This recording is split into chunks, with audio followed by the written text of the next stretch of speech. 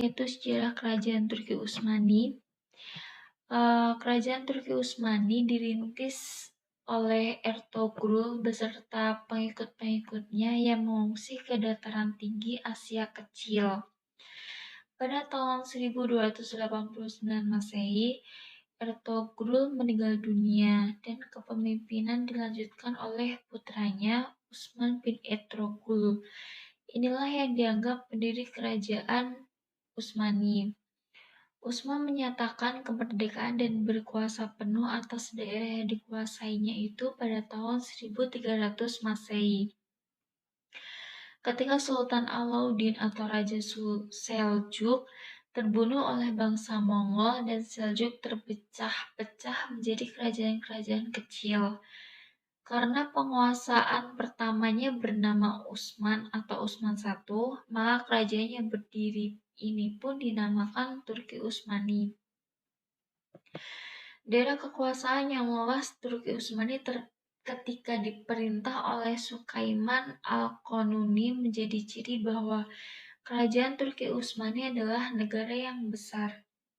Dalam sejarah perkembangannya, Turki Utsmani mencatat kemajuan-kemajuannya dalam bidang kemiliteran, pemerintahan, ilmu pengetahuan, budaya, dan keagamaan. Dalam bidang kemiliteran, kerajaan Turki Utsmani berhasil membangun angkatan bersenjata yang kuat dengan pasukan intinya, Janissary.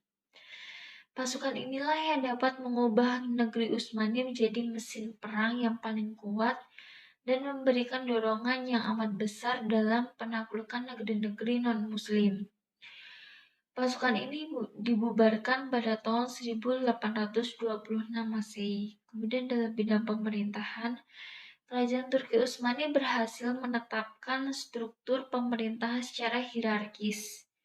Sultan adalah penguasa tertinggi, dibantu oleh Sadr al-Adham atau Perdana Menteri. Penguasa daerah tingkat 1 dipegang oleh Pasha atau Gubernur. Kemudian dalam bidang pengetahuan, kemajuan yang dicapai tidak banyak selain menghadapi ilmu pengetahuan dari Arab dan mempengaruhi kebiasaan-kebiasaan orang Turki dari nomad menjadi penguasa yang disegani. Kemudian dalam bidang budaya, yang menonjol adalah pengembangan arsitektur yang ditandai dengan munculnya bangunan-bangunan yang indah. Sedangkan dalam bidang keagamaan, Utsmani berhasil menempatkan agama sebagai kriteria penggolongan masyarakat dan kerajaan sendiri sangat terikat dengan syarat sehingga fatwa ulama menjadi hukum yang berlaku. Kemajuan dan kejayaan Turki Utsmani mengalami kemunduran setelah Sultan Sulaiman Al-Qanuni. Pudarnya kerajaan itu paling banyak disebabkan karena kelemahan di bidang militer. Kerajaan Turki Utsmani itu terus-menerus menderita kekalahan dalam pertempuran melawan Barat dan Timur.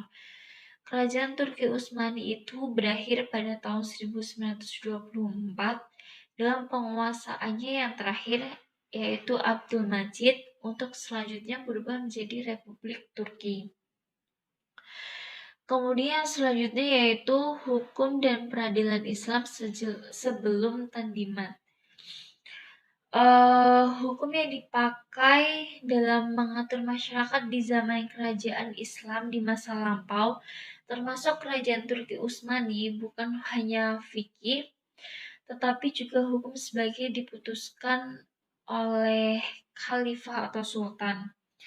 Hukum ini kemudian diberi nama Iradah Saniyah, yaitu hukum dalam bentuk putusan khalifah atau sultan terhadap perkara-perkara mengenai persengketaan atau pertikaian yang biasa timbul di masyarakat setiap hari. Ada pula hukum yang dibuat oleh rapat-rapat menteri dengan persetujuan khalifah atau sultan, dan ini disebut konun.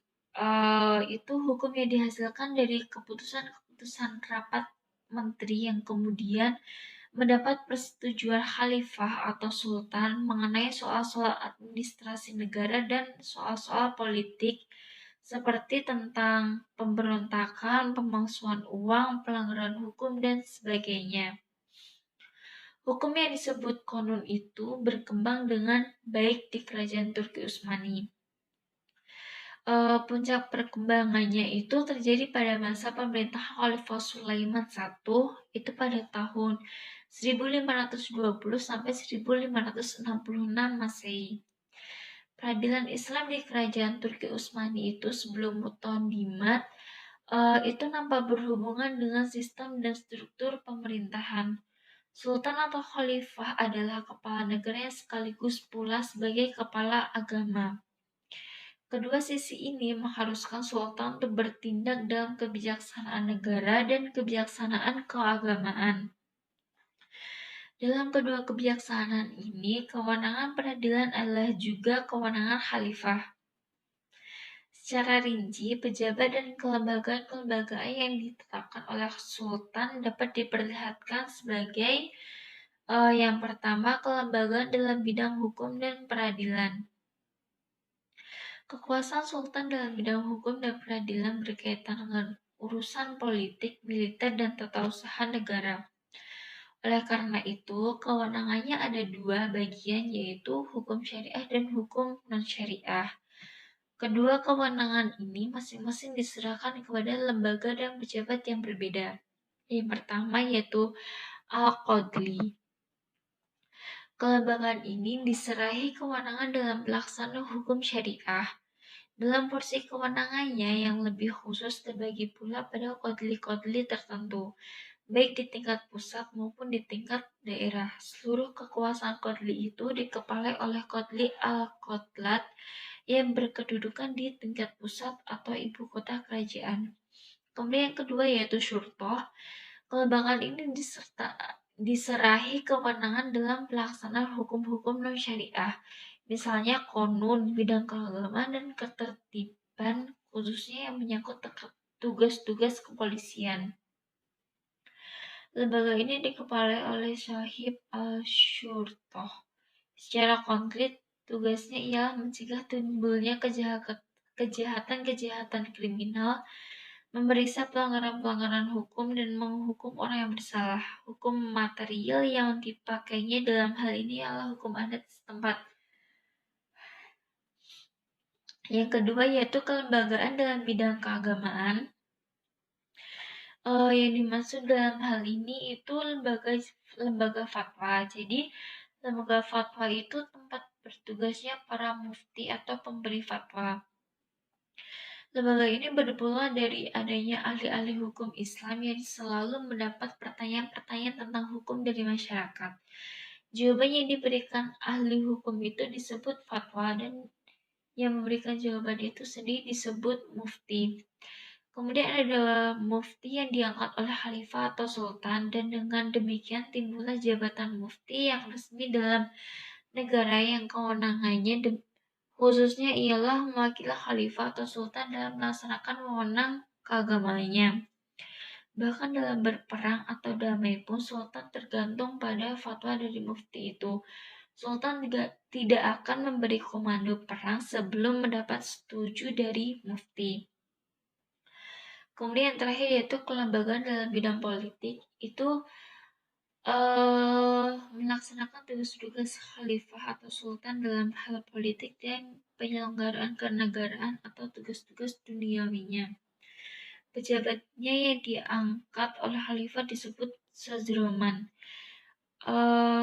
Pejabat ini mengepalai kementerian-kementerian yang ada dalam bidang penyelenggaraan negara. Karena itu, Shazrozam berarti Perdana Menteri. Nah, dari ketiga lembaga ini semata-mata adalah pelaksanaan tugas-tugas sultan.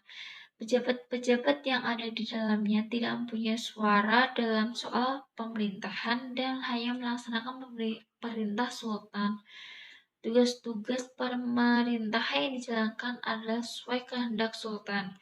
Kondisi tersebut di atas memperlihatkan bahwa kekuasaan sultan, meskipun tugas-tugasnya dibagikan, adalah absolut. Keabsolutan kekuasaan sultan itu baru kemudian dipandang sebagai salah satu faktor yang menyebabkan kerajaan Turki Utsmani itu mundur. Kemudian materi yang selanjutnya yaitu akan disampaikan oleh Mbak Elsa. Selanjutnya, hukum dan peradilan sesudah Tandimat. Tandimat ialah suatu zaman yang memang banyak diadakan peraturan dan perundang-undangan di kerajaan Turki Utsmani dalam rangka pembaharuan. Munculnya Tandimat dilatar belakangi oleh kesadaran bangsa Turki Utsmani akan ketinggalannya dibanding bangsa Eropa. Perjuangan para pendukung Tandimat itu berhasil ditetapkannya Piagam Gulhan pada 3 November 1839 Masehi. Pada masa permulaan kerajaan Turki Utsmani, syarat dan undang-undang negara dipatuhi dan karena itu kerajaan menjadi besar serta kuat, rakyat hidup dalam kemakmuran. Sebelum piagam itu lahir, kekuasaan hukum yang banyak dipegang oleh Syekh al-Islam hanya berwenang pada hukum syariah dalam arti sempit, yaitu hukum-hukum ibadah dan keluarga, sedangkan hukum-hukum publik dan hukum-hukum yang berkenaan dengan ekonomi serta politik negara, kewenangannya diserahkan kepada Dewan Perancang Hukum, sumber hukumnya dari Eropa.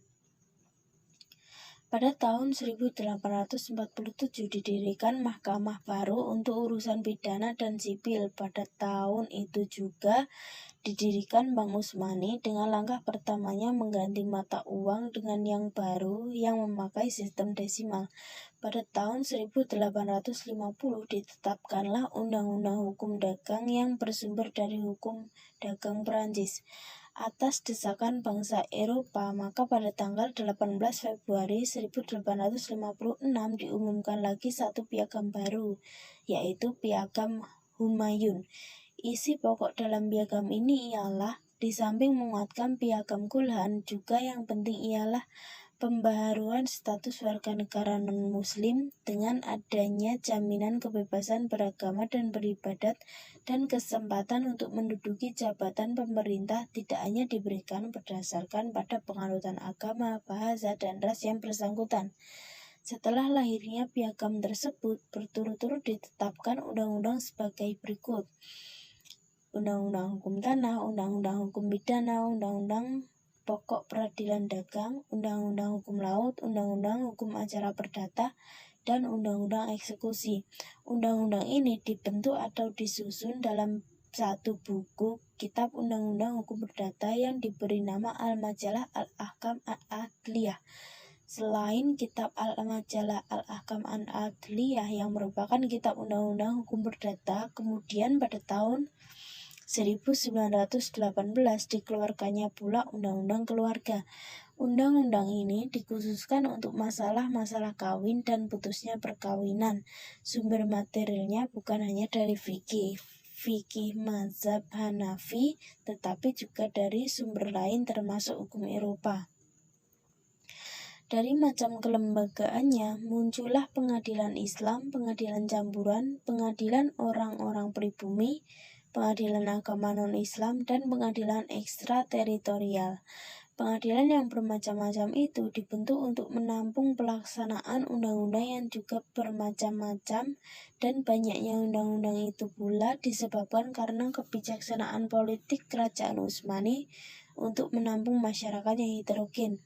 Terlihat pula dalam perkembangan hukum dan perundang-undangan di kerajaan Turki Utsmani bahwa hukum Islam semakin tersisih oleh politik sekularisme yang sampai pada klimaksnya, yaitu dihapuskannya sistem khalifah.